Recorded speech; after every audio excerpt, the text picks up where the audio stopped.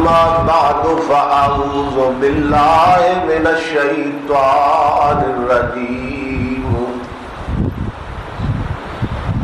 بسم الله الرحمن الرحيم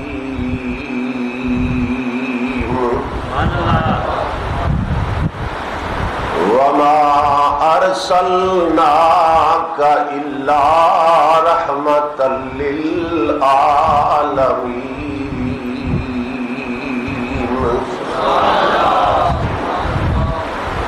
صدق الله مولانا العظيم وبلغنا رسوله النبي الكريم الأمين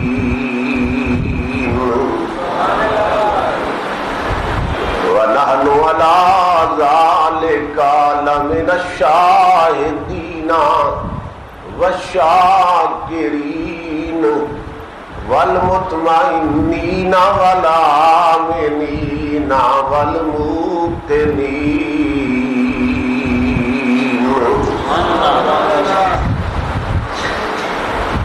قد قال الله تبارك وتعالى في شان حبيبه محمد صلی اللہ علیہ وسلم مخبرا وآمرا ان اللہ وملائکتہ یصلون علی النبی یا ایھا الذین آمنوا صلوا علیہ وسلموا تسلیما صل علی سیدنا و مولانا محمد وعلی آل سیدنا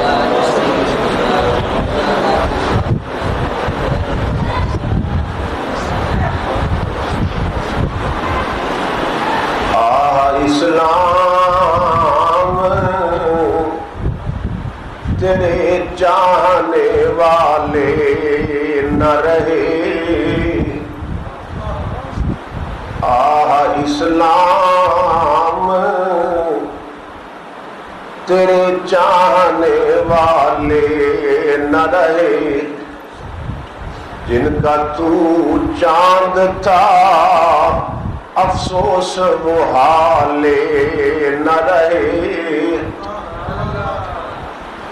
جن کا تو چاند تھا افسوس محالے نہ رہے تیری محفل بھی گئی چاہنے والے بھی گئے تیری محفل بھی گئی چاہنے والے بھی گئے شب کی آہیں بھی گئیں صبح کے نالے بھی گئے شب کی آہیں بھی گئیں صبح کے نالے بھی گئے درود پاک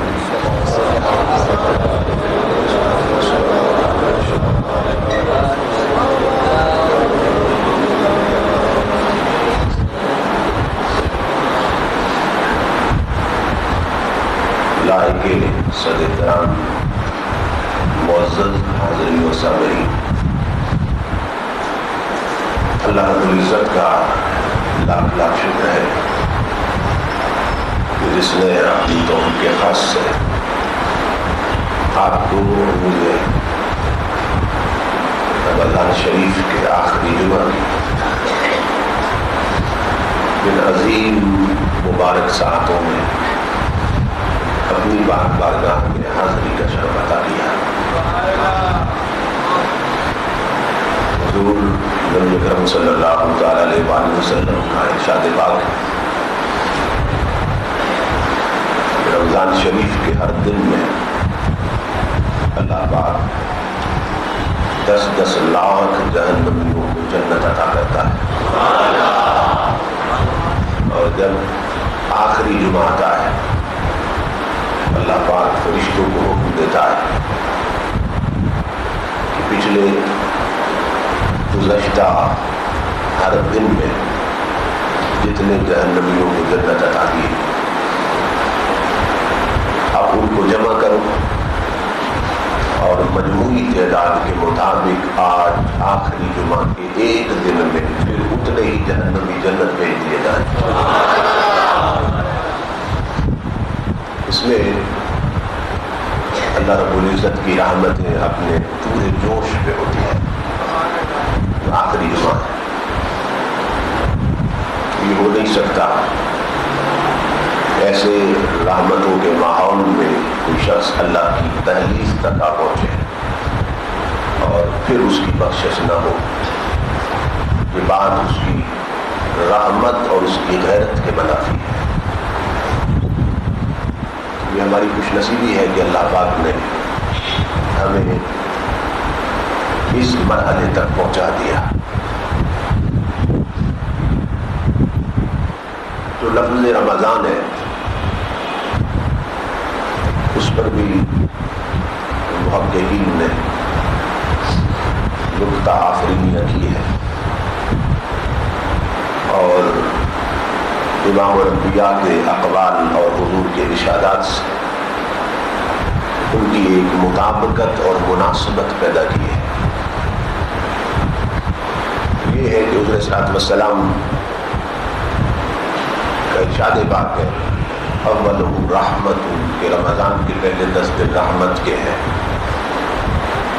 اوسطہ مغفرت، درمیان کے 10 دن مغفرت کے ہیں، آخرہ عتق من النار، اور آخری 10 دن جہنم سے نجات کے ہیں۔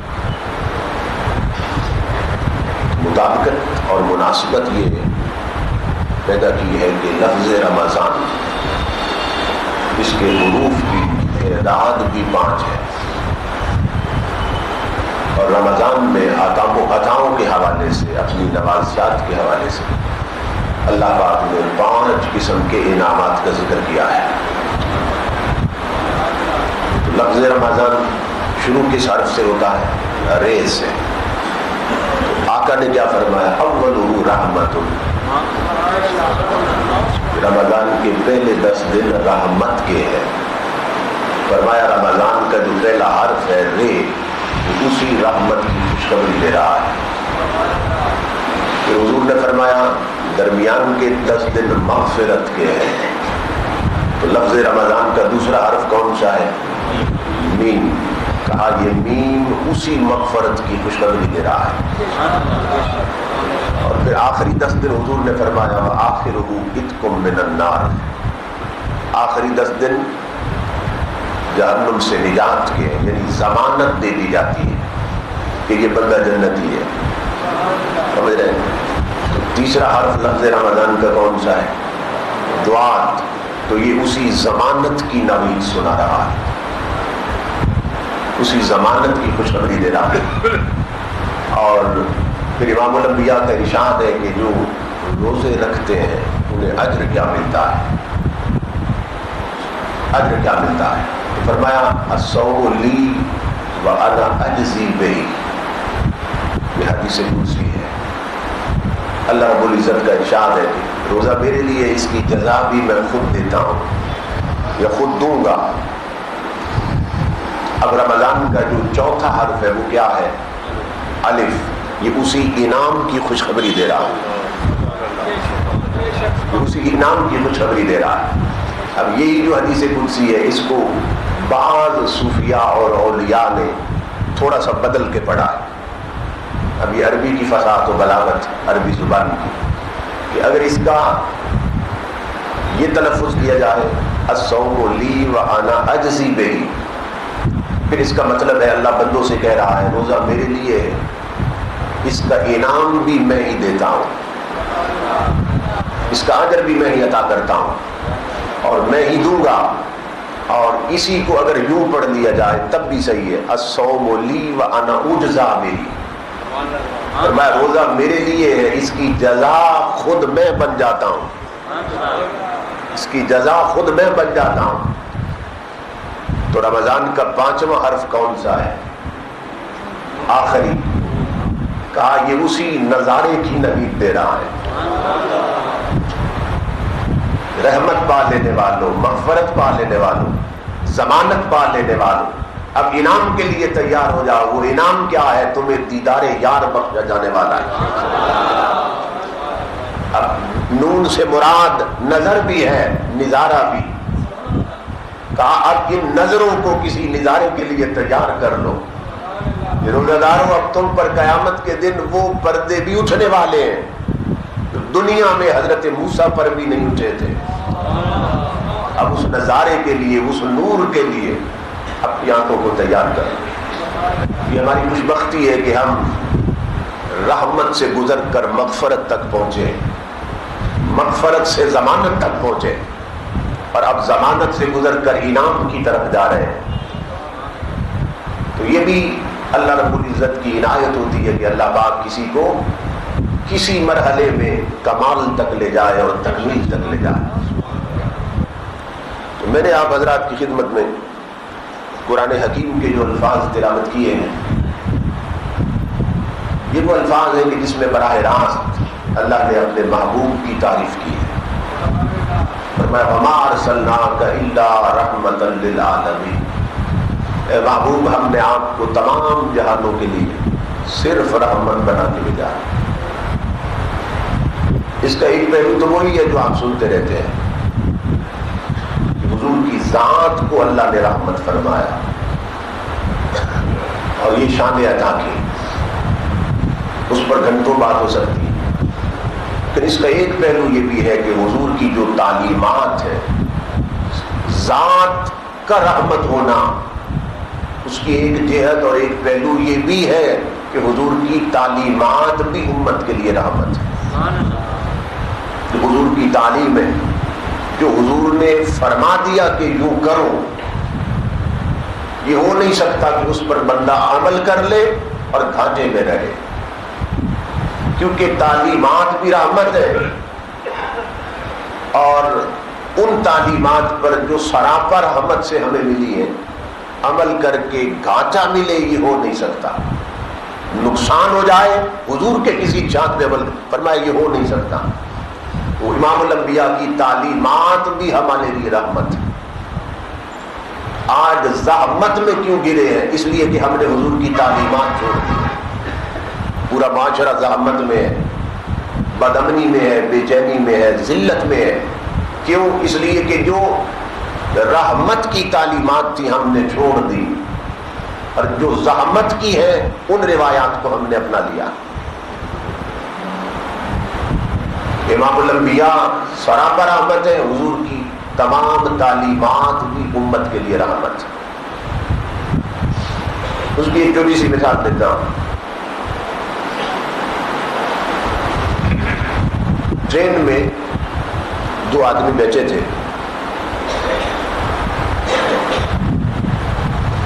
ٹرین کسی اسٹیشن پہ رکی ہوئی تھی، ان میں آپس میں بات چل رہی تھی کہ امام الانبیاء نے فرمایا کہ کھانا ہاتھوں سے کھانا چاہیے۔ ایک یہ کہہ رہا کہ حضور کی تعلیم اس میں رحمت ہے امت کے لیے، اور دوسرا کہہ رہا تھا نہیں، اس وقت چھری کانٹے نہیں تھے، میسر نہیں تھے، اس لیے یہ جو کانٹے ہیں ان سے کھانا اور چمچ سے کھانا، اس نے کہا نا یہ مہذب طریقہ ہے، ہاتھوں سے کھانا۔ وہ پرانے زمانے کی بات، آپس میں بات چل رہی تھی، تو وہ پھل کھا رہے تھے کٹا ہوا کانٹے کے ساتھ، ایک ہاتھوں سے کھا رہا تھا، دوسرا کانٹے کے ساتھ کھا رہا تھا۔ اس کو کانٹے کہتے ہیں نا، کانٹے کے ساتھ کھا رہا تھا۔ آپ جانتے ہیں اسٹیشن پہ بعض دفعہ انجن جدا کر کے پھر انجن تبدیل کیا جاتا ہے، اور جب انجن جوڑا جاتا ہے تو جھٹکا لگتا ہے ڈبوں۔ اب وہ جو بات کر رہا تھا کہ نہیں وہ پرانی باتیں ہیں، آج رحمت نہیں ہے، اس نے کانٹا منہ میں رکھا، ادھر انجن جوڑا اور کانٹا حلق سے پار ہو گیا، وہیں سجدے میں گر گیا، مولا میری خطا معاف کر دے، میں سمجھ گیا تیرے محبوب کا ہر کون رحمت ہے، ہر بات رحمت۔ اس لیے کہ ہماری مائیں ہم سے اتنی محبت نہیں کرتی جتنی حضور نے کی ہے، اور آقا کرتے ہیں۔ پھر امام الانبیاء کے بارے میں خود قرآن میں اللہ نے فرمایا عزیز علیہ ما عنتم، فرمایا میرے محبوب کا ایسا تعلق ہے امت کے ساتھ کہ کانٹا امتی کو چبھتا ہے، بے چین میرا رسول ہو جاتا ہے۔ قرآن کی بات، فرمایا تمہارا مشقت میں پڑنا، کسی تکلیف میں مبتلا ہونا میرے حبیب کو بے چین کر دیتا۔ جب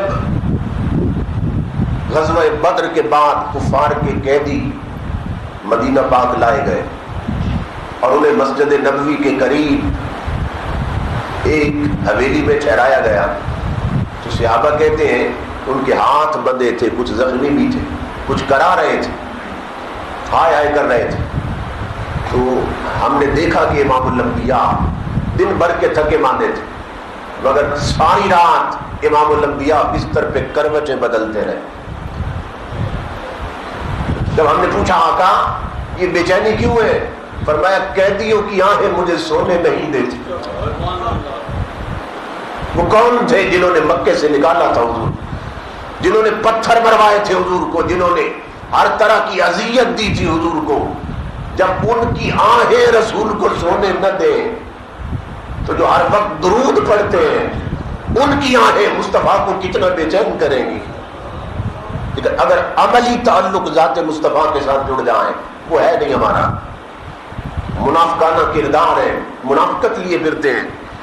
امام الانبیاء نے فرمایا قیدیوں کی آنکھیں مجھے سونے نہیں دیتی، جاؤ ان کی رسیاں کھول دو۔ صحابہ کہتے ہیں حضور نے ان کی رسیاں کھلوا دی۔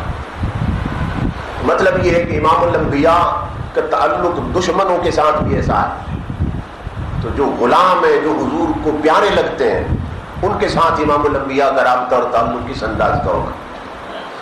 بتانے کا مقصد یہ ہے کہ حضور صلی اللہ علیہ وسلم کی ہر بات ہمارے لیے رحمت، حضور کا ہر ایجاد ہمارے لیے رحمت، اس لیے فرمایا واسمعوا واطیعوا، قرآن پاک کا لوگوں محبوب جب کچھ کہتا جائے آنکھیں بند کر کے کرنے لگ جایا کرو،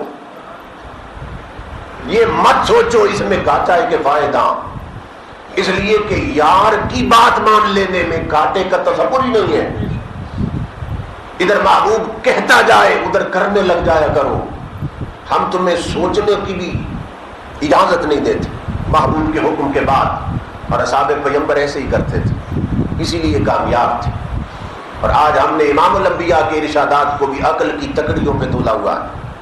ارشاد تو کیا حضور کی ذات کو تول رہے ہیں، امام الانبیاء کی ذات پہ باتیں ہوتی ہیں، تو جو تاجدار کائنات کی تعلیمات ہیں وہ ہم سب کے لیے مشعل راہ۔ آج میں امام الانبیاء کی ایک حدیث پاک کوشش کروں گا کہ یہ ختم ہو جائے، لیکن شاید بات تفصیل میں چلی جائے۔ ایک حدیث میں امام الانبیاء نے 30 ہیرے امت کی جھولی میں ڈال دیے، 30 ہیرے ہیں جو میں آپ کی جھولی میں ڈالنا چاہتا ہوں۔ امام الانبیاء سے کچھ سوال کیے گئے اور ہر سوال کے جواب میں حضور نے 3 چیزوں کا ذکر کیا۔ امام الانبیاء سے پوچھا گیا ای الاعمال احب الی اللہ، یا رسول اللہ اللہ کو سب سے پیارے عمل کون سے لگتے ہیں، سب سے بڑھ کر محبت کے نمنوں کے ساتھ ہمارے پیدا کرنے والے؟ امام الانبیاء نے فرمایا الصلاۃ لوقتہا، جب بندگی اور نماز کا وقت ہو وقت پہ جھک جانا، یہ اللہ کو پیارا لگتا ہے، اور جو ایسا کرتا رہے وہ بندہ خدا کا محبوب بن جاتا ہے۔ نماز اپنے وقت پہ پڑھ لینا یہ اللہ کو بہت محبوب عمل ہے، اللہ کا پسندیدہ عمل ہے۔ اور یہ بات تجربے میں ہے کہ اگر نماز کو آپ تھوڑا سا بھی سستی کر کے لیٹ کر دیں، وقت سے گزار دیں، تو وہ نہ کیفیت نصیب ہوگی اور نہ وہ لذت آئے گی، اور بندگی نہیں رہے گی۔ اگر آپ غور کریں گے وہ پھر ایک مجبوری بن جائے گی، وہ ایک مجبوری ہوگی کہ نہیں پڑھیں گے تو جہنم کی طرف ذہن چلا جائے گا، جنت کی طرف ذہن چلا جائے گا۔ لیکن اگر وقت پہ پڑھ لی تو دھیان یار کی طرف رہے گا، کیونکہ وقت پہ نہ جنت کے لیے پڑھ رہے ہیں نہ دوزخ، اس لیے پڑھ رہے ہیں کہ رب کہتا ہے وقت پہ نماز پڑھو۔ فرمایا کہ وقت پہ نماز پڑھنا یہ اللہ کو محبوب ہے. اس کی وجہ ہے کہ انسان جب نماز کا وقت جو ہے اس سے ٹال کے نماز پڑھتا ہے، اس کا مطلب ہے نماز کے وقت کسی کام میں لگا تھا، اس کی دلچسپی کا کام تھا، اس کے اپنے کسی نفع کا کام تھا، جو اپنے کسی فائدے کا کام اس میں لگا تھا تو یار بھولا ہے. لیکن جب اس نے سب کچھ چھوڑ کر وقت پہ پڑھ لی تو گویا اس نے عمل سے ثابت کر دیا مجھے ہر شے سے بڑھ کر میرے مولا تو پیارا لگتا ہے. تو فرمایا جب تو نے ہر شے تج دی میری خاطر، بندے تو بھی میرا محبوب بن گئے. تو اس عمل تک آ پہنچا کہ اپنا وقت مجھے دے دیا، تجارت چھوڑ دی، اپنی دلچسپیاں چھوڑ دی، سجدوں میں آ گیا. تو فرمایا اب انعام یہ ہے اب تو محب نہیں رہا، میرا محبوب بن گیا. تو نماز وقت پہ پڑھنے والے خدا کے محبوب بن جاتے ہیں. صحابی نے سوال کیا ثم ایو، آقا پھر کیا؟ فرمایا بر الوالدین، ماں باپ کے آگے بچھ جانا، ان کی اطاعت میں لگے رہنا، ان کی رضا کو تلاش کرنا، ان کی رضا کو تلاش کرنا. جتنا ذخیرہ حدیث اور قرآن میری نظر سے گزرا ہے، جو ریاکاری ہے بہت بڑا جرم ہے. فرمایا من تصدق یرائی فقد اشرک، جس نے دکھلاوے کے لیے صدقہ کیا اس نے شرک کیا. من صام یرائی فقد اشرک، جس نے دکھلاوے کی نماز پڑھی اللہ کہتا محبوب بتا دے اس نے شرک کیا.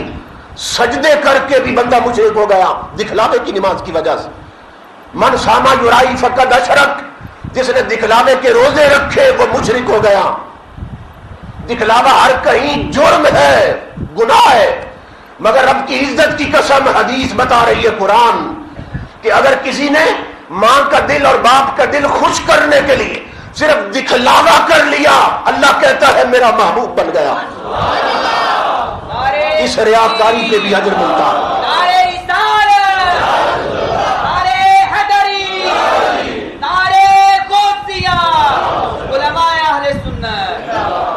ماں نے باپ نے کوئی بات کہہ دی وہ طبیعت کو پسند نہ آئی، اندر گھٹن محسوس ہونے لگی مگر چہرے پہ ہنسی رکھی.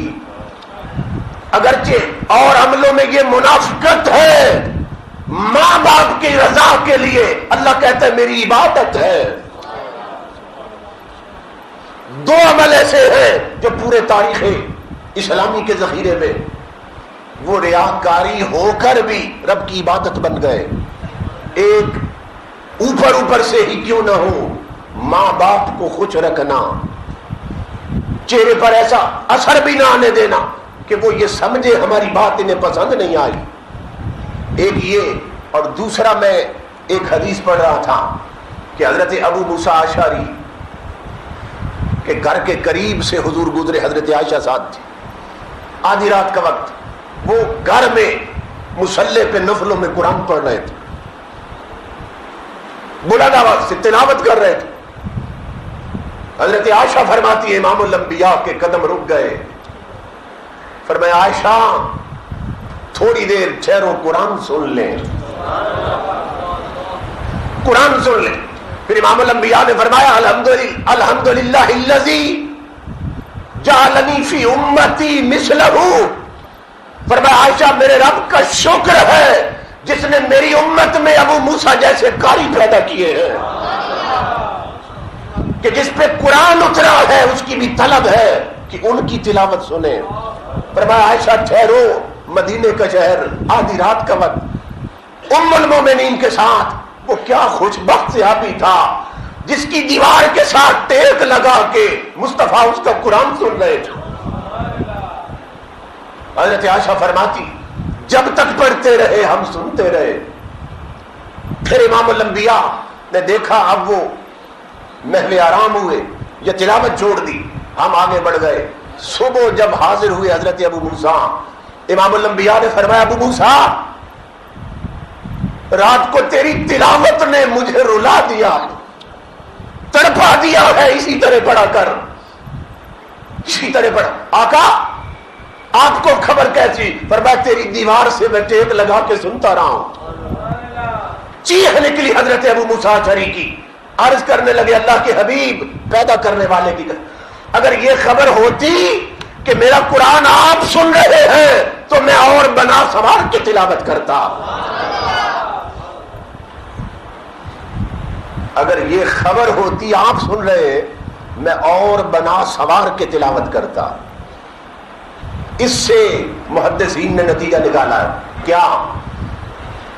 ہم بندگی کر رہے ہو، تلاوت کر رہے ہو، دو چار بندے آ جائیں، انہیں سنانے کے لیے اگر اچھا پڑھنا شروع کر دیں، یہ ریاکاری جرم بن جائے گی. لیکن مصطفیٰ کے لیے ریاکاری کرنا بھی خدا کی عبادت ہے، کیونکہ امام الانبیاء نے منع نہیں کیا یہ سن کر کہ اگر میرے لیے بنا کے پڑھتا تو پھر ریاکاری ہو جاتی. نہیں، امام الانبیاء خاموش ہو گئے تو کہتے ہیں خاموشی اس بات کی دلیل ہے کہ امت کا سننا اور ہے، مصطفیٰ کا سننا اور ہے، اس لیے کہ ہم اور ہیں، حضور اور ہیں. اللہ اکبر. فرمایا کہ بر الوالدین، دوسری نیکی یہ ہے کہ ماں باپ کے ساتھ حسن سلوک کیا جائے. یہ بات اللہ کو بہت پسند ہے. صحابی نے پوچھا ثم ایو، آقا پھر کون سا عمل اللہ کو پسند ہے اس کے بعد؟ فرمایا الجہاد فی سبیل اللہ، اللہ کے راستے میں جہاد کرتے رہنا، یہ اسے سب سے محبوب عمل ہے. جہاد کرتے رہنا. جہاد کی کئی قسمیں ہیں. اگر وقت ہو اور حکومت وقت کی طرف سے بلاوا ہو تو میدان جنگ میں گردنیں کٹوان، یہ جہاد ہے. اور اگر وہ وقت نہ ہو اور معاشرے میں برائیاں پھیل رہی ہوں ان کے خلاف ٹکراتے رہنا، یہ جہاد ہے. جہاد بالقلم ہے، قلم سے جہاد کرنا. جہاد بالسیف ہے، تلوار سے جہاد کرنا. جہاد باللسان ہے، زبان سے جہاد کرنا. جہاد بالعمل ہے، عملوں سے جہاد کرنا. تو فرمایا کہ مسلمان ہر وقت جہاد ہی میں رہتا ہے. کوئی لمحہ مسلمان پہ ایسا نہیں گزرتا کہ وہ جہاد نہ کر رہا. کبھی کافروں سے کرتا ہے، کبھی نفس سے کرتا، کبھی کھلے دشمنوں سے کرتا ہے، کبھی اپنے چھپے دشمن سے کرتا. مسلمان ہر وقت جہاد میں رہتا ہے. تو امام الانبیاء نے فرمایا تیسرا عمل جو اللہ کو محبوب ہے وہ ہے الجہاد فی سبیل اللہ، اللہ کے راستے میں جہاد کرتے رہنا.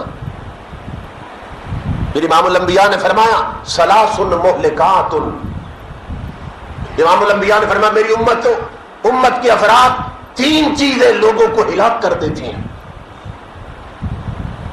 یا تین چیزوں نے لوگوں کو ہلاک کر رکھا ہے. تین گناہ ہیں، کسی میں ہو یہ گناہ اسے برباد کر دیں گے. نمبر ایک البخل، بخل کرنا، اللہ کی عطا کے باوجود کنجوسی کرنا. ایک بار اسرائیل علیہ السلام نے حضور سے سوال کیا کہ یا رسول اللہ صلی اللہ علیہ وسلم، آقا بڑی عجیب بات ہے کہ اللہ نے میری ڈیوٹی لگائی لوگوں کی، میں جان نکالتا ہوں اور جان نکال کے میں انہیں مار دیتا ہوں. یا رسول اللہ بعض لوگوں کے پاس جب میں جاتا ہوں نہ جان نکالنے کے لیے، روح نکالنے کے لیے، میں دیکھتا ہوں کہ میرے پہنچنے سے پہلے ان کی روحیں مر چکی ہوتی ہیں، روحیں مر چکی ہوتی ہیں. اللہ کے حبیب یہ جسم تو میں مارتا ہوں روح نکال کے، یہ روحیں کون مار جاتا؟ روح کس نے مار دی؟ امام الانبیاء نے فرمایا روح اس بدبخت نے خود مار دی، جس کے جسم میں خود مار دی. کیوں؟ فرمایا اعجاب المرء بنفسہ ہی، فرمایا جو تکبر کا شکار رہا، خود پسندی کا شکار رہا، اس کی روح مر جاتی ہے. جس کے دروازے پر منگتا آیا، گھر میں پڑا تھا مگر دیا کچھ نہیں، اس کی روح مر جاتی ہے.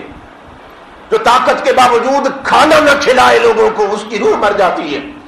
اور سانپ بن کے تیوری پہ بیٹھا رہے، روح مر جاتی ہے. تو بخل ہماری روحیں مار رہا ہے، اس لیے اللہ کے راستے میں دیتے رہنا چاہیے.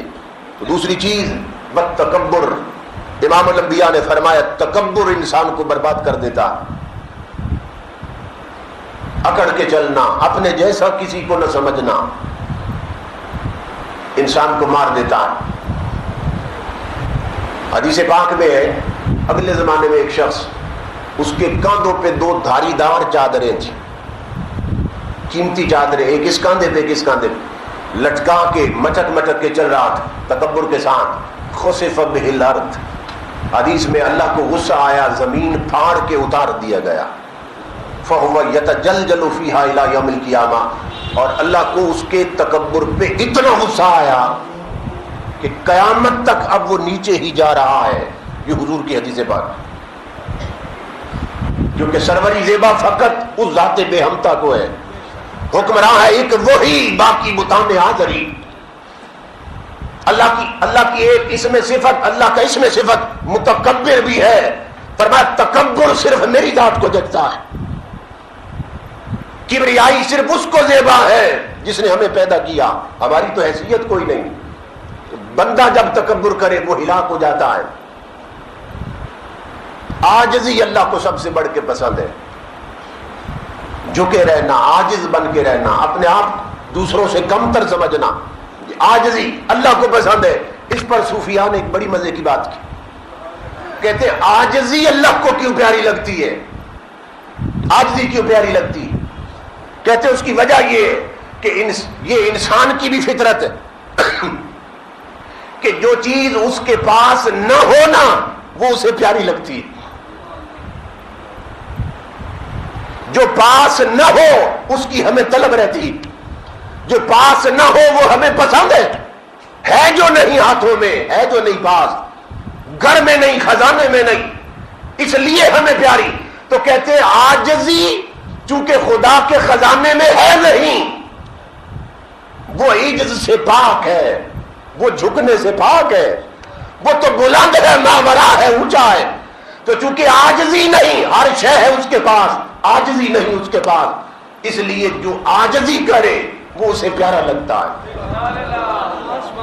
اس کے لیے عاجز ہو جائے وہ اسے پیارا لگتا ہے۔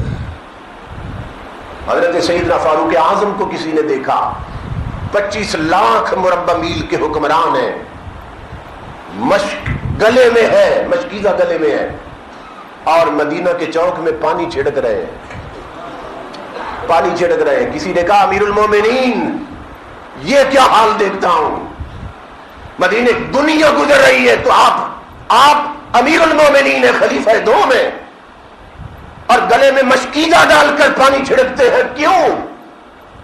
فرمایا آج مختلف شہروں سے کچھ وفد آ گئے تھے ملاقات کے لیے، میں درمیان بیٹھا تھا، وہ دائیں بائیں بیٹھے تھے، تو ایک دربار کی شان بن گئی تھی، وہ دائیں بائیں بیٹھے تھے، میں درمیان میں، تو حکمران جو تھا وہ مجھے ہی تو ملنے آئے تھے، ڈسکشن ہو رہی تھی مسائل زندگی پر اور حالات کا جائزہ لے رہے تھے، تو ایک دربار کی شان بن گئی تھی، ان کا بیٹھنا اس طرح اور میرا بیٹھنا بتا رہا تھا وہ رعایا ہے، میں حکمران۔ تو فرمایا وہ جو ایک شان بن گئی تھی اس سے ڈر لگا نفس کہیں تکبر میں نہ آ جائے، اس کے پہلے کہ یہ سر اٹھائے اسے کچلنے کے لیے میں مدینے کے چوک میں مشکیزہ لے کے آ گیا۔ وہ تو نفس اس طرح مارتے تھے، اس کا سر اٹھنے سے پہلے کچل دیتے تھے کہ یہ اٹھا لے گا سر، یہ ہمیں برباد کر دے گا، پر میں اس سے پہلے کہ یہ سر اٹھائے مدینے کے چوک میں معشوقی بن کے میں اس کی وہ چیز ختم کر رہا ہوں۔ اللہ اکبر۔ تکبر سب سے پہلا وہ گناہ جو تکبر ہوا ابلیس نے کیا، سب سے پہلا گناہ تکبر ہے، ابلیس نے کیا، اور وہ کس سے تھا؟ پیغمبر کے ادب سے تھا۔ یہ بھی نقطہ ذہن میں رہے۔ تو امام الانبیاء نے فرمایا 3 چیزیں لوگوں کو ہلاک کر دیتی ہیں، ایک بخل ہے، دوسرا تکبر، تیسرا اطاعت النفس، من مانی کرنا، جو دل میں آئے وہ کرنا، جو رب کہے وہ نہ کرنا، ہر گھڑی ٹکراتے رہنا اس کے اقوال کے ساتھ، اس کے محبوب کے ارشادات کے ساتھ، مصطفیٰ کا اور خدا کا باغی بن کے رہنا، اس راستے پہ چلنا، نہ چلنا جہاں وہ چلاتے ہیں۔ فرمایا یہ اطاعت النفس یہ بندے کو ہلاک کر دیتی ہے، نفس کے پیچھے چلنا۔ قرآن پاک میں اللہ نے فرمایا ارائیت من اتخذ الہہ ہوا، اے میرے حبیب آپ نے اس بدبخت کو دیکھا کہ جسے پیدا میں نے کیا ہے مگر اپنے ہی نفس کو اس نے اپنا خدا بنا رکھا ہے، کہ جو من میں آتا ہے وہ کر گزرتا ہے، جو میں کہتا ہوں وہ نہیں کرتا، جو جی چاہتا ہے وہ کر گزرتا ہے، جو میں کہتا ہوں وہ نہیں کرتا۔ آج ہم سارے وہی نہیں کر رہے۔ گھر دیکھ لے، تجارت دیکھ لے، بازار دیکھ لے، ایوان اقتدار دیکھ لے، جو من چاہتا ہے وہ کرتے ہیں، جو خدا چاہتا ہے وہ نہیں کرتے۔ اسی لیے ذلت ہمارا مقدر بن گئی۔ اطاعت النفس، فرمایا اپنے نفس کی ماننا، جو ایسا کرے وہ بندہ ہلاک ہو جاتا ہے۔ نمبر 3 امام الانبیاء نے فرمایا ثلاث منجیات، جس طرح 3 چیزیں بندوں کو ہلاک کر دیتی ہے اسی طرح 3 چیزیں بندوں کو نجات دیتی ہیں۔ 3 چیزیں مل جائیں تو بندہ جنتی ہے۔ پوچھا آقا کون سی؟ فرمایا خوف الہی، خشیت الہی، در خلوت و جلوت، تنہا ہے تب بھی ڈرتے رہنا، مجمع اور ہجوم میں ہے تب بھی اسے ڈرتے رہنا۔ سننے مرد بڑا یہ آسان عمل لگتا ہے، سننے سماعت بڑی آسان سی شے ہے، لیکن جب اس میں داخل ہو تو پتہ چلتا ہے۔ اس لیے کہ مجمع میں گناہ سے بچنا اتنا مشکل نہیں جتنا تنہائی میں گناہ سے بچنا مشکل ہے۔ ہمارے اکثر گناہ اگر آپ جائزہ لیں زندگیوں کا تو ہماری تنہائیوں سے تعلق رکھتے ہیں۔ جب تنہا ہوتے ہیں تو کیا کرتے ہیں؟ کا خلوت و جلوت میں ہر جگہ، وہ چونکہ ہر جگہ ہے اس لیے ہر جگہ اس سے ڈرتے رہنا۔ گھر میں تنہا ہے کچھ نہ کرنا، وہ کمرے میں بھی ہے، کچھ نہ کرنا وہ اندر بھی ہے، بازار میں ہے کچھ نہ کرنا کہ بازار میں بھی دیکھ رہا ہے۔ حتیٰ کہ فرمایا وفی انفسکم، میں تو تیری جان میں رہتا ہوں، میں تو تیرے دل کی دھڑکنوں میں رہتا ہوں۔ مطلب یہ دل میں بھی ایسی بات مت لا کیونکہ میں وہاں بھی ہوں، اندر غلط پروگرام اور نیتیں مت رکھ، میں وہاں بھی ہوں۔ تو کہا جہاں جہاں میں ہوں وہاں وہاں تو میرا حیا کر۔ اللہ اکبر۔ تو خلوت و جلوت میں اللہ سے ڈرتے رہنا۔ امام الانبیاء نے فرمایا جو ایسا کرے وہ نجات پا جائے گا۔ یہی سیدنا فاروق اعظم رضی اللہ تعالیٰ عنہ جا رہے تھے جنگل میں، دیکھا ایک چرواہا عرب کا بدو بکریاں چرا رہا تھا، بہت زیادہ بکریاں تھیں، جنگل بھرا ہوا تھا۔ آپ نے فرمایا یہ بکریاں تیری ہیں؟ کہا نہیں میرے مالک کی ہیں، میں تو غلام ہوں، میں تو نوکر ہوں، یہ فلاں جو مالک ہے نا امیر آدمی یہ اس کی بکریاں ہیں۔ فاروق اعظم نے فرمایا یہ بکریوں میں سے ایک بکری مجھے دے دو، میں تمہیں بہت کچھ دے دوں گا۔ اس نے کہا میں جب مالک نہیں بکری آپ کو کیسے دے دوں؟ پہچانتا نہیں تھا یہ کون ہے۔ اب بدو ہے جنگل میں، کہنے لگا جب میری ہے نہیں، مالک میں نہیں، تو دوسرے کی ملکیت میں تصرف کیسے کروں، کیسے دے سکتا ہوں؟ آپ نے فرمایا اتنی بکریاں جو ہیں ہزاروں کی تعداد میں، اگر ایک دے دے تو کیا حرج ہوگا؟ اسے جا کے بتا دینا بھیڑیا کوئی اٹھا کے لے گیا، وہاں تو یہ حادثات ہوتے رہتے تھے، اسے کہہ دینا کہ بھیڑیا لے گیا، کوئی تیرا مالک یہاں ہے تو نہیں۔ فاروق اعظم فرماتے ہیں اس کی آنکھوں میں آنسو آ گئے، اوپر دیکھ، کہنے لگا فَإِنَّ اللَّهَ، کہنے لگا وہ شخص عجیب آدمی ہے، اگر میرا مالک یہاں نہیں تو اس کا مالک تو یہاں ہے، اللہ کہاں جائے گا اگر میرا مالک نہیں ہے؟ وہ تو ہے جس نے ہمیں پیدا کیا، وہ تو ہے جس نے ہمیں سب کچھ دیا، بتا اس کا کیا کروں؟ بکری تو دے دوں تمہیں مگر اس کا کیا کروں جو ہر کہیں ہے؟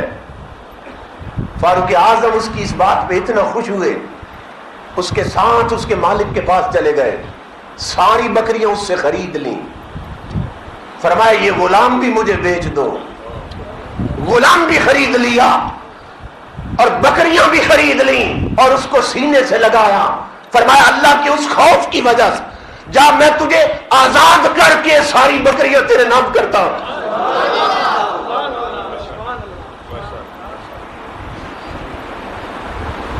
وہ فاروق اعظم جیسے بندے کی نظر میں جچ گیا، آنکھوں میں سما گیا، دل میں اتر گیا، تھا بدو مگر اس نیک عمل کی وجہ سے تنہائی میں بھی رب سے ڈرنے والا، جلوت و خلوت میں اس کا خوف رکھنے والا۔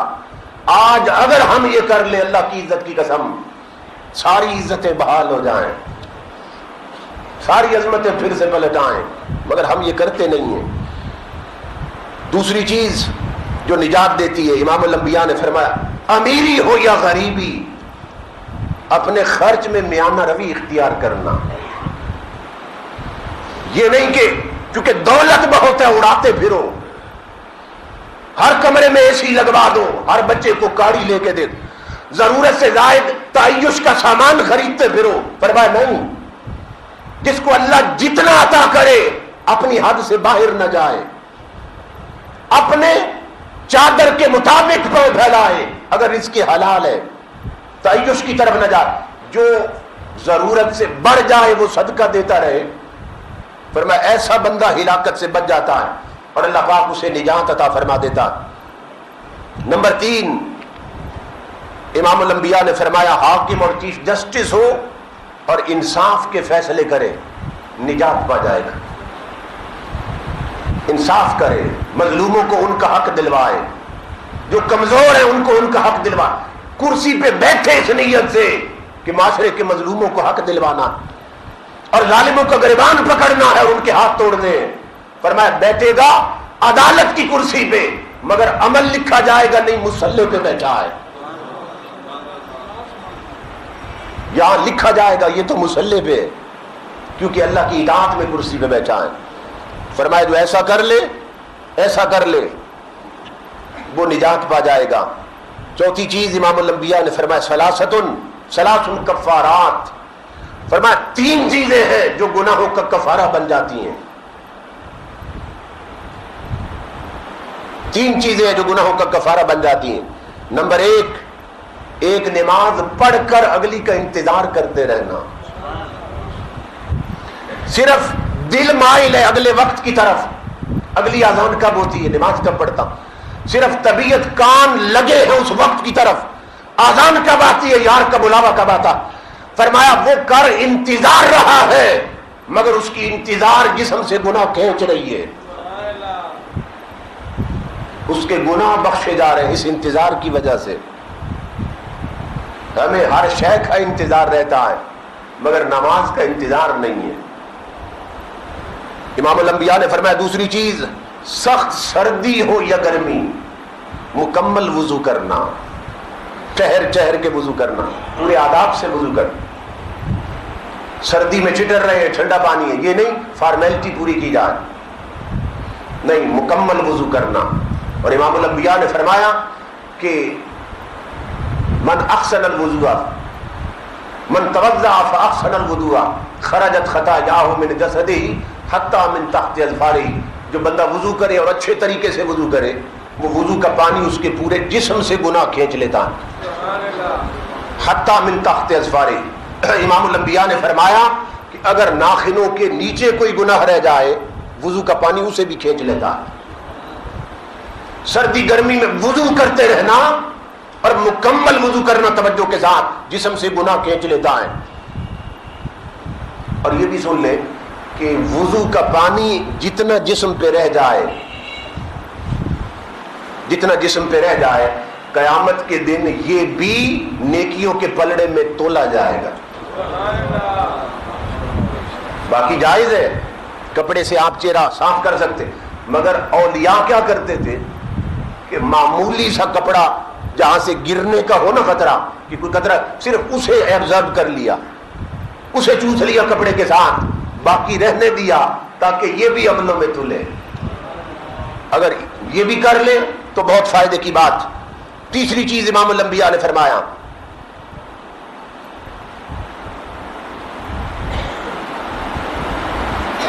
گھر میں وضو کرنا، یہ بھی گناہوں کا کفارہ بن جاتا. گھر میں، مسجد میں آئیں گے تو مسجد کا پانی خرچ ہوگا، پانی زیادہ خرچ ہوگا تو مسجد کا بل بڑھے گا. اپنے گھر میں وضو کرنا سمجھ لو وہ اس وضو کا پانی کے خرچے پر جتنا بل بنا مہینے بعد اتنا آپ نے پیسے صدقہ کر دیے. گھر میں وضو سے یہ بھی ثواب ملتا ہے.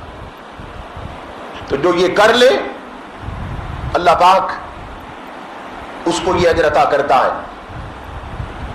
نمبر 5 ثلاث درجات. کیا ہیرے موتی دیتے ہیں حضور. پہلے مہلکات، پھر منجیات، پھر کفارات، پھر درجات. فرمایا 3 چیزیں ہیں بندو جن سے رتبے اونچے ہوتے ہیں، 3 چیزیں ہیں جن سے درجے بلند ہوتے ہیں. آقا کون سی؟ فرمایا نمبر 1 واقف ہو یا نا واقف ہو اسے کھانا کھلا دینا. کوئی جاننے والا ہو یا نہ جاننے والا، کھانے کا وقت ہے کھانا کھلا دینا. فرمایا اس سے رتبے بلند ہوتے ہیں. واقف ہو یا نا واقف، اس کو سلام کرنا، پہل کرنا سلام میں، اس سے درجے بلند ہوتے ہیں. واقف ہو یا نا واقف، سلام میں پہل کر جانا، اس سے درجے بلند ہوتے ہیں. اس پر مجھے ایک واقعہ یاد آ گیا کہ کانا علی، تفسیروں میں ہے کانا علی اذا لقی ابا بکر یبدأ بالسلام، کہ حضرت ابو بکر صدیق کو جب بھی حضرت علی ملتے تھے سلام میں پہل کر جاتے تھے. یہ حضرت علی کا طریقہ تھا. اس عمل پر بڑی شدت سے عمل کرتے تھے کہ سلام میں پہل کر جاتے تھے حضرت علی. ایک دن حضرت ابو بکر راستے میں بیٹھے تھے، علی المرتضیٰ گزر رہے تھے، پاس آ کے کھڑے ہو گئے، سلام نہیں کہا. حضرت ابو بکر دیکھتے رہے. تھوڑی دیر کے بعد آپ نے خود اٹھ کے کہا السلام علیکم یا علی، علی بھائی آپ کو سلام. انہوں نے کہا وعلیکم السلام. لیکن نہ دل میں گھٹن آ گئی حضرت ابو بکر کی. کیسی محبتیں تھیں آپس میں، دل میں گھٹن، پتہ نہیں مجھ سے کیا غلطی ہو گئی، معلوم نہیں کیا وجہ ہے، علی مجھ سے شاید ناراض ہے. قانوناً بھی حق ان کا تھا، عادتاً بھی یہی کرتے تھے، سلام میں پہل کرتے تھے، آج انہوں نے نہیں کی، شاید میرے ساتھ ناراض ہے، معلوم نہیں بات کیا ہو گئی. حضور کی بارگاہ میں جا کے شکایت کر دی، یا رسول اللہ ایسے لگتا ہے علی مجھ سے ناراض ہے. ہمیشہ سلام میں پہل کرتے تھے اور قانون بھی یہی ہے شریعت کا. حضور نے فرمایا یسلم الراکب علی الماشی والماشی علی القائد. فرمایا جو سواری پہ ہے پیدل کو سلام کرے، جو پیدل چل رہا بیٹھے ہوئے کو سلام کرے. یہ شریعت کا قانون ہے. کیوں؟ اس لیے کہ سلام کرنے میں عاجزی ہے. تو فرمایا جو سواری پہ جا رہا ہے اس میں ایک تکبر ہے، پیدل چلنے والوں کے سامنے ایک تکبر ہے کہ وہ پیدل ہیں میں سواری پہ ہوں. فرمایا تو سلام کر تاکہ تیرا تکبر نکل جائے. جو چل رہا ہے چال میں تکبر ہے، جو بیٹھے وہ تو بیٹھے ہیں، بیٹھنے والے بیٹھے، جو چل رہا ہے اس کو حکم دیا تو سلام میں پہل کر تاکہ تیرا تکبر نکل جائے. تو قانون بھی یہی تھا. حضرت علی کی عادت بھی یہ تھی مگر آج ایسا نہیں کیا. فاروق حضرت ابو بکر نے عرض کی اللہ کے حبیب پوچھے علی ناراض تو نہیں، اگر کوئی بات ہے تو میں معافی مانگ لیتا ہوں، آپ راضی کرا دیں. کتنی محبتیں تھی دلوں میں. حضرت علی المرتضیٰ آئے، امام الانبیاء نے فرمایا علی سے ہی پوچھ لیتے ہیں علی آج ایسا کیوں کیا. عرض کی انی رایت رسول اللہ صلی اللہ علیہ وسلم انی رایت فی المنام کثرا فی الجنت یا رسول اللہ. آقا رات کو میں نے خواب میں جنت میں ایک بہت بڑا محل دیکھا. میں نے ان سے پوچھا اتنا حسین محل کس کا ہے؟ تو جنت کے فرشتوں نے کہا جو سلام میں پہل کرے اس کا ہے. آج جب مجھے ابو بکر ملے ہیں راستے میں جان بوجھ کے چپ کر گیا تاکہ ابو بکر پہل کر کے وہ محل حاصل کر سکے. وہ بدبخت ماکر ہیں جو ان میں دشمنیاں بیان کرتے پھرتے ہیں، جو عداوتیں بیان کرتے پھرتے ہیں، نادان۔ آج ہم کسی کو جھونپڑی نہیں دیتے، علی ابو بکر پہ جنت کے محل لٹا رہا ہے۔ نعرہ تکبیر، نعرہ رسالت، نعرہ حیدری، حضرت علامہ سالانہ محمد ابو بکر صاحب چشتی، حضرت علامہ سالانہ محمد عمر فیض صاحب قادری۔ تین چیزوں سے رتبے بلند ہوتے ہیں، واقف نہ واقف ہو کھانا کھلا دینا، واقف نہ واقف ہو سلام میں پہل کرنا، اور امام الانبیاء نے فرمایا تہجد کی نماز پڑھو، اس سے درجے بلند ہوتے ہیں۔ تہجد کی نماز پڑھنے سے رتبے بلند ہوتے ہیں۔ واقف نہ واقف کو کھانا کھلا دینا، اس پر میں آپ کو ایک عجیب واقعہ سناؤں کیونکہ وقت بھی ہو گیا، اور اس سے پہلے یہ حدیث سن لے۔ امام الانبیاء نے فرمایا وَمَا أَنفَقْتُم مِّن شَيْءٍ فَهُوَ يُخْلِفُهُ، فرمایا لوگوں یہ سچا نبی بتا رہا ہے تمہیں کہ جس کے دشمن بھی اسے جھوٹا نہیں کہہ سکے، اتنا سچا کہہ رہا ہے کہ وَمَا أَنفَقْتُم مِّن صَدَقَةٍ فَهُوَ يُخْلِفُهُ، جو شاید تم اللہ کے راستے میں دیتے ہو، فرمایا رب کی عزت کی قسم اللہ اس کی کسر نکال دیتا ہے۔ ادھر تم دیتے ہو ادھر خدا تمہیں عطا کر دیتا ہے۔ یہ مت سمجھو کہ تم رب سے بڑے سخی ہو، کہا نہیں تم بعد میں دیتے ہو، رب تمہیں پہلے دیتا ہے۔ اور وہ کیسے؟ امام الانبیاء نے فرمایا، آقا نے فرمایا الصدقۃ فی کف الرحمن، الصدقۃ تقع فی کف الرحمن اولا ثم تقع فی کف الفقیر۔ امام الانبیاء فرماتے ہیں صدقے دینے والوں اور غریبوں پہ مال لٹانے والوں سنو، تمہارا دیا ہوا مال غریبوں کی جولی میں بعد میں جاتا ہے، رب کے ہاتھوں میں پہلے جاتا ہے۔ امام الانبیاء نے جب یہ فرمایا، اس کے بعد مومنوں کی ماں حضرت عائشہ صدیقہ رضی اللہ تعالیٰ عنہ، آپ جب بھی درہم دیتی اللہ کے راستے میں انہیں پہلے دھو لیتی۔ ایک دن حضور گھر میں تشریف لائے، درہم دھو رہی تھی، یہ سکے نہیں ہوتے جیسے ہمارے ہاں 5 کے سکے ہیں، 1 روپے کے سکے، اس طرح درہم ہوتے، انہیں دھو رہی تھی۔ امام الانبیاء نے فرمایا عائشہ درہموں کو کیوں دھو رہی ہو؟ عرض کی آقا آپ نے ہی تو بتایا فقیر کے پاس بعد میں جاتے ہیں، رب کے ہاتھوں میں پہلے جاتے ہیں۔ اتنے پاک کے ہاتھوں میں جائیں گے، اس لیے انہیں پاک کر رہی ہوں، اس لیے انہیں صاف کر رہی ہوں۔ تو دوستان مکرم، تفسیروں میں کہ حضرت موسیٰ علیہ السلام کے زمانے میں یا حضرت عیسیٰ کے زمانے میں ایک دھوبی تھا، دھوبی کانٹ پہ جا کے نا کپڑے دھویا کرتا تھا، لیکن تھا بہت ظالم و مکار، کپڑے دھوتا وہاں تو کپڑے بدل لیتا لوگوں کے، ایسی چالاکی کرتا کپڑے بدل دیتا، مطلب جتنا دھوکہ اور فراڈ کر سکتا تھا اس کام اتنا کرتا۔ بہت ظلم کیے اس نے لوگوں پر۔ اجتماعی طور پر لوگوں نے موسیٰ علیہ السلام سے شکایت کر دی کہ حضرت اللہ سے دعا کریں یہ دھوبی مر جائے، جان ہی چھوٹ جائے اس، اسے ڈر ہی کوئی نہیں خدا کا، یہ حرکتیں کرتا ہے۔ جب اتنے لوگوں کی پریشانی دیکھی نا، آپ جلالی تھے، موسیٰ علیہ السلام جلالی تھے، اسی وقت ہاتھ اٹھا دی، مولا اسے مار دے، آج یہ گھر پلٹ کے نہ آئے دھوبی گھاٹ سے۔ ایک پیغمبر نے بد دعا دے دی، لوگوں کو فرمایا خوش ہو جاؤ تمہاری جان چھوٹ جائے گی، اب وہ پلٹ کے آنے والا نہیں ہے، اس کے پیچھے پیغمبر کی بد دعا پڑ گئی ہے، اب نہیں آئے گا، خوش ہو جاؤ۔ وہ بہت خوش ہو گئے، ایک پیغمبر کی بد دعا ہے، وہ مر جائے گا نہیں پلٹے گا۔ جب انہوں نے دیکھا شام کو کپڑے رکھے تھے گدھے پر اور خوش خوش واپس آ رہا تھا، دنیا بڑی حیران، موسیٰ علیہ السلام کے پاس گئے، حضرت جی یہ کیا ہوا؟ آپ اللہ کے نبی ہیں اور آپ نے بد دعا کی تھی مر جائے گا نہیں پلٹ، وہ تو آ گیا ہے، کیوں پلٹا ہے؟ کیوں پلٹا ہے؟ آپ نے فرمایا اسی کو بلا کے پوچھتے ہیں.